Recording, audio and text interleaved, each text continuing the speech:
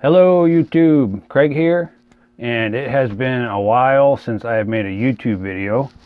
So I'm going to be bringing you one today that's going to be a little bit different from what you might be familiar with on my channel. If you are familiar with it at all, you've probably seen some of my Miata videos. But since I'm still a very small YouTube channel, I think maybe it'll be beneficial if I branch out a little bit into some of my other hobbies and interests. And one of those happens to be handheld video games, and more specifically the customization of them. So if you are a fan of my channel and my Miata videos, then bless your heart and thank you so much for watching them. I most definitely still have my Miata. I've been having a blast driving it all summer, and I will have more Miata related videos in the future. But for now, I'm hoping that you might find this cool. I am going to show you how to make some custom buttons that you can use on your Game Boys. So as you can see, I've got a modest little collection here. I am going to save an in-depth look at my collection for another video, because in this video I'd like to show you how I made these buttons. And I've basically come up with a way that you can embed an image, pretty much any image you might like, on the inside of a Game Boy button. So you can see a bunch I made here. These are all Pokeballs. I also like to cast my own buttons, which is how I got this wide variety of colors. You can make these with pre-made buttons, that's not a problem. You can see a few here. I've made various video game characters, some from the some of the Zelda games, and I've also made a set that looks like the mana symbols for Magic the Gathering, which really has nothing to do with Game Boys, other than the fact that I thought they would look cool, especially on the Play It Loud color Game Boys. And I remember when these came out, I thought I was going to die if I didn't have one. And my mom bought this one for me back in '96, and I've modified that with a red backlight as well as a set of the buttons here. So perfect Game Boy for a red mana lover. And I've also got a set here on my Game Boy Zero. This is actually a Raspberry Pi computer, which is set inside of the shell of a Game Boy. So this almost kind of makes almost all these other systems redundant, since I can emulate almost all of these systems on here. If you have any other interest in a Game Boy Zero or building one of your own, I would suggest checking out the forums over at sudomod.com. But for now, we are going to get started on these buttons, and I will show you how I do it. So I'm going to show you how I get the images ready for use on the buttons. And I'm using a program called GIMP. It's a free photo editing software, and a very handy program to have if you don't have it already. So I found the image I want to use online, and in this case it is some Pokeballs. And I'm going to make a set of buttons in the colors found on the Super Famicom controller, the red, green, blue, and yellow. So I'm going to choose a Pokeball for each of those colors. So we'll start out with this one for the green. So I'll go ahead and copy that. And I'm going to create a new image.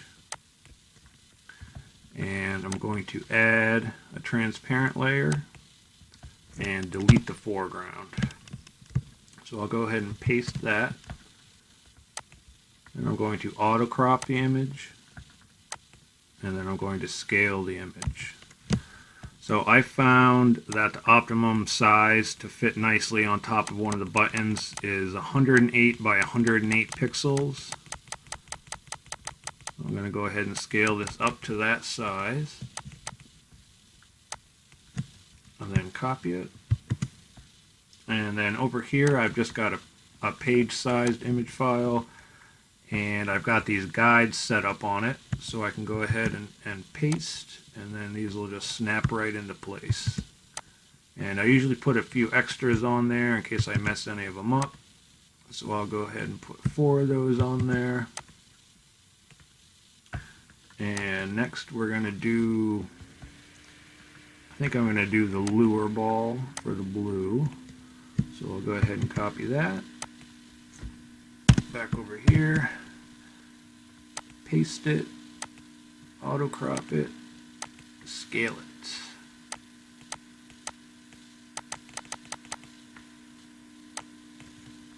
Okay, I'll copy that. Paste it over here.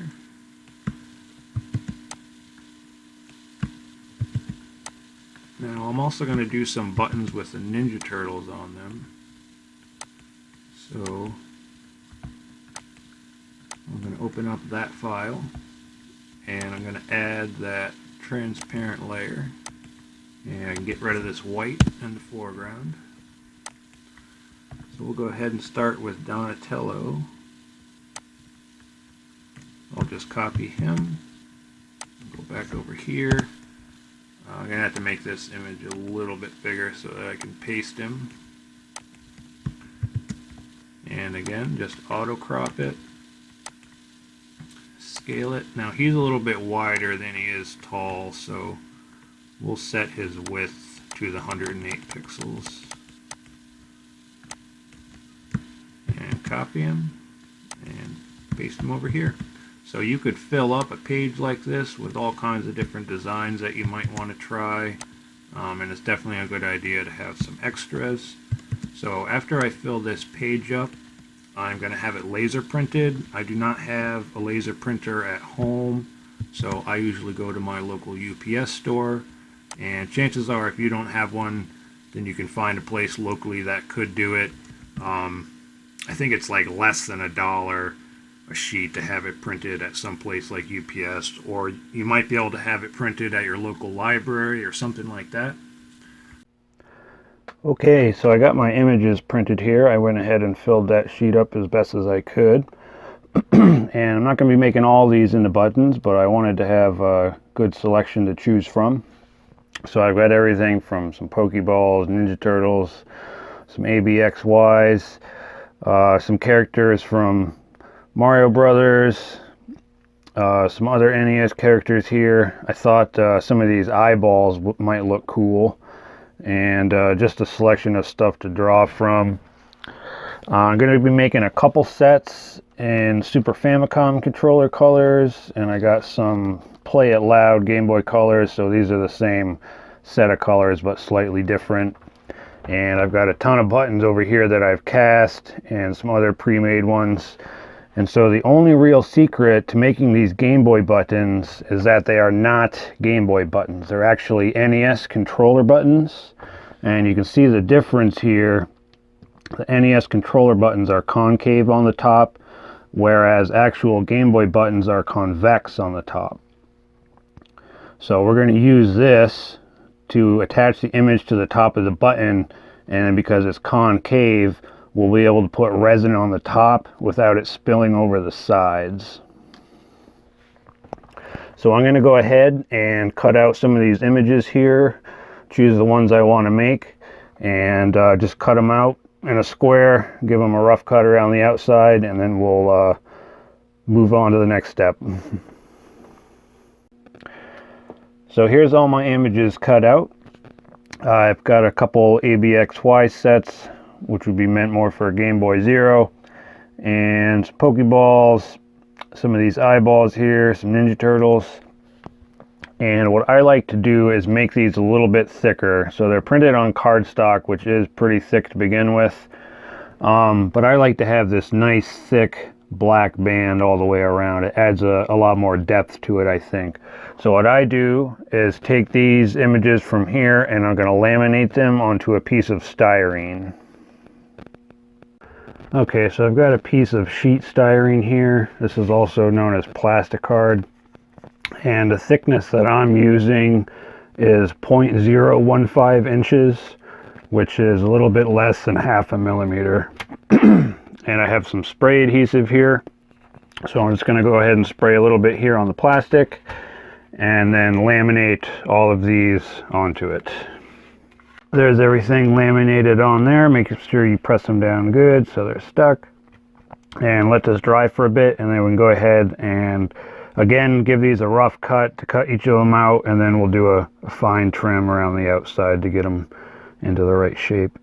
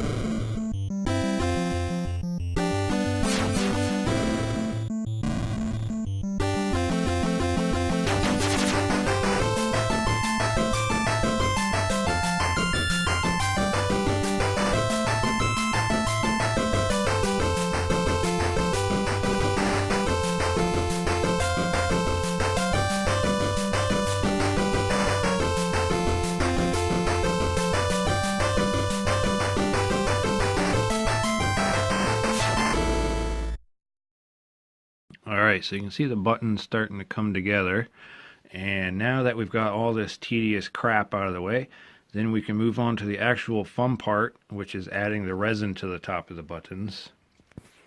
And to do that, I'm going to be using Envirotex Light Pour On, and this is like a type of epoxy you would see on a bar top or something like that, a chessboard here or a table.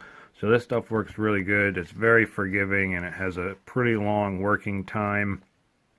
So definitely a really easy stuff to use. And everything I've done up until this point could be done a variety of different ways. I may not necessarily do it the fastest way or the best way, but I'm happy with the end result, so this is just kind of the way I do it. But I would definitely encourage you to experiment and expand upon it, and maybe come up with a method that streamlines some of the steps a little bit or eliminates them altogether. I don't know. But we're going to go ahead and mix some of this up. It doesn't require very much, because just a little dollop will go on top of each button. So if you're mixing up a fairly small batch, then it's important to get your ratios correct. So to do that, I've got these little plastic syringes.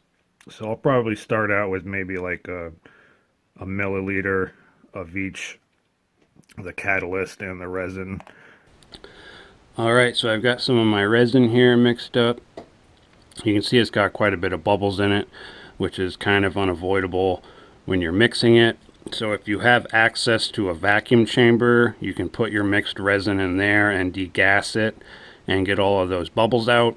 I do not have one, unfortunately, but I do have a method for getting rid of the bubbles. So for now, I'm not going to worry about them. And I'm going to start adding some resin to the buttons. I think I'm going to start with one of these eyeballs, because I think it'd be cool to kind of see the eyes start to come to life. So I've just got a bamboo stick here, and I'm just going to swirl a little bit on, slowly add some resin to the top. Pretty much just enough to cover the image itself. Oh, that eyeball is already looking a lot cooler.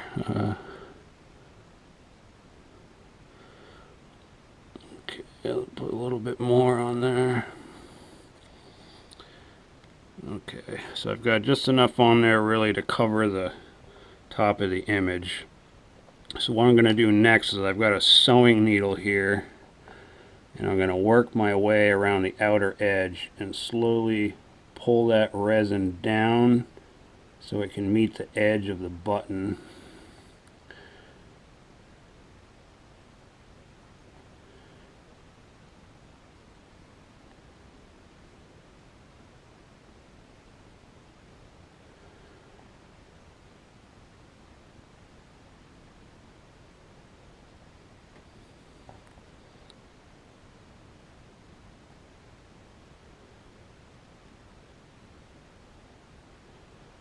And this resin is pretty forgiving, so if you get any that drips down the edge or anywhere you don't want it, you can pretty much wipe it off and the button will turn out just fine.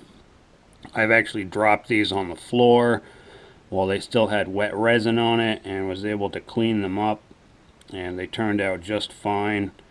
Quite a few times I've also bent over and ended up getting my hair into the wet resin, and cleaning up the button worked out just fine. It was kind of a pain in the ass to get it out of your hair, but so just working my way around and gently pulling that resin down to meet that edge on the top of the button.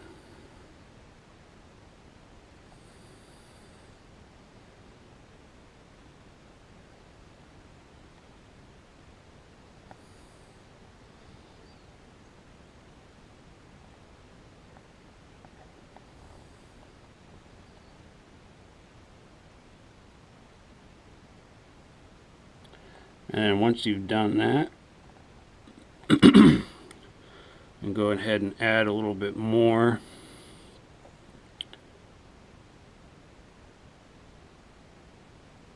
If you put too much resin on, it will start to drip down the side.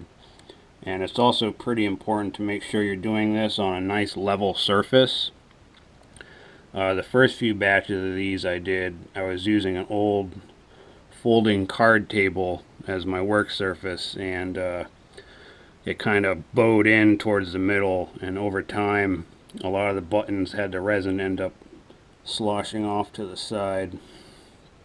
I'm going to put a little bit more on there, and I'm going to call that one good. You can see that eyeball really came to life. That's pretty cool. So I usually just set these aside.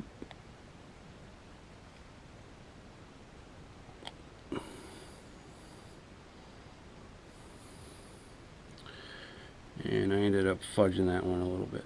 Fuck. Well, it'll give you a nice demonstration of how easy it is to fix if you frig it up. So I'll put a little bit extra resin on there. Just got to make sure I grab it nice and tight with these tweezers. Alright, I've just got a little tray over here to the side. So I'll put that over there and then move on to the next one. And I'll do one more in real time here. So I'm excited about this Metroid button. I want to see how it turns out. So again, I'll just swirl a little resin on there. And coat the top of the image there.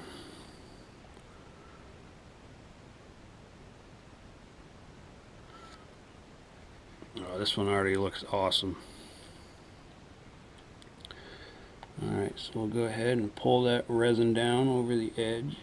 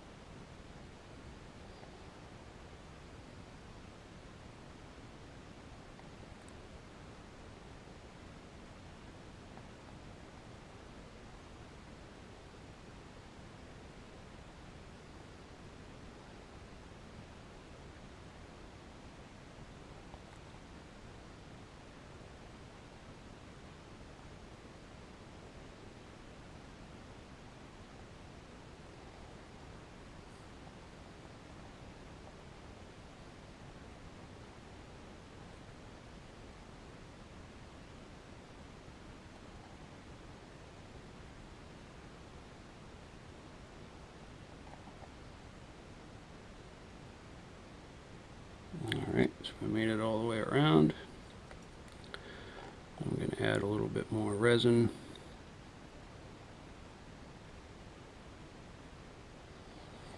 Yeah, that one already looks awesome. Okay, so I'll put that one aside and move on to the next. You can do quite a few buttons before the resin starts to get too tacky.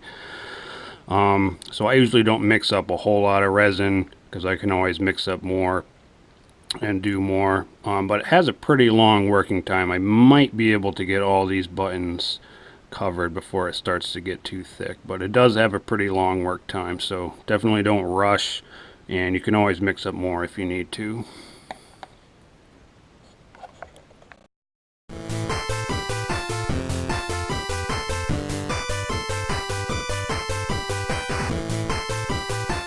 Okay, so I'm probably going to have to mix up some more resin. I didn't have quite enough to cover these last 8, but that's alright because it's starting to get a little bit tacky.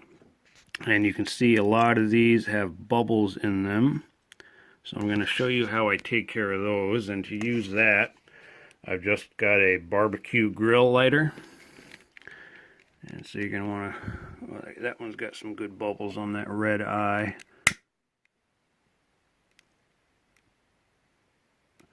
You don't have to get it very close, but just very carefully kiss it with that flame. And I think it's the carbon dioxide will actually pop those bubbles.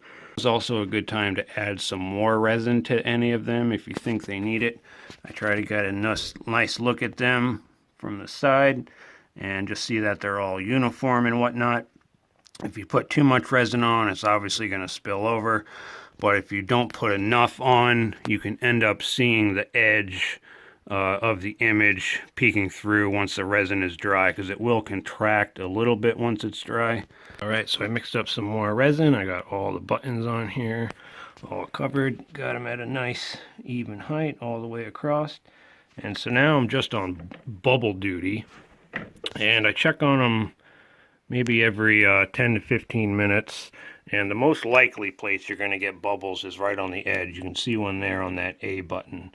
And that's because the resin can seep underneath the image. And as it's displacing that air that might be trapped under there, it'll release bubbles. But the lighter works good. Gets rid of them pretty quick. So generally after about an hour, maybe an hour and a half, the resin will be hardened up enough that you probably won't have to worry about bubbles anymore.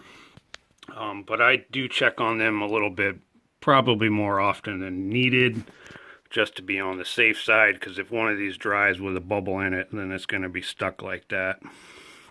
So I set these over to a desk so they can dry undisturbed. I probably will still check them a few more times for bubbles, but hopefully won't get any more. And so I've just got this thing here, set it over it, and then cover that up, and that'll just keep any dust from getting in them.